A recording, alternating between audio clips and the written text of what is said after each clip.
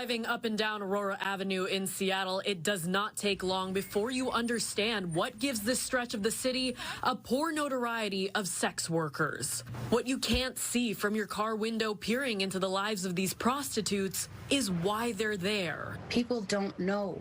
People don't know. They don't know where these women came from. They don't understand the challenges that they face before they even entered the life. A lot of women have come from horrible family upbringings where it's actually, they found it's better for them on the streets than where they grew up. Elizabeth Halendi is the executive director for Aurora Commons. It's a community resource for people looking for a safe and judgment-free place to find help. She tells us the bigger issue Seattle has on its plate is not convincing women to leave a life of prostitution.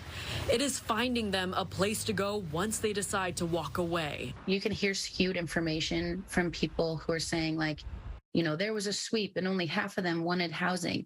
We deal with about 20 to 30 people per day coming into Aurora Commons asking for support with housing. That is thousands of people each year they want to help, but can't, all because there is not enough shelter space. You'd think that we all see the same thing happening on Aurora. You would think that an organization that's been here for 10 years, that we can go out there and say, if anyone needs help, we can get you off the streets right away.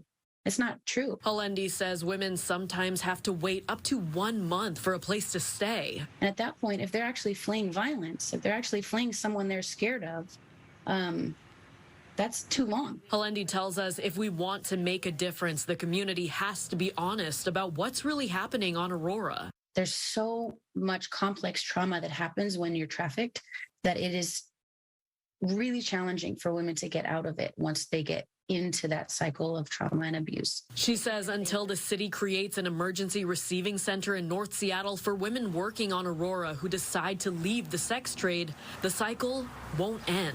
In Seattle, Nikki Torres, Fox 13 News.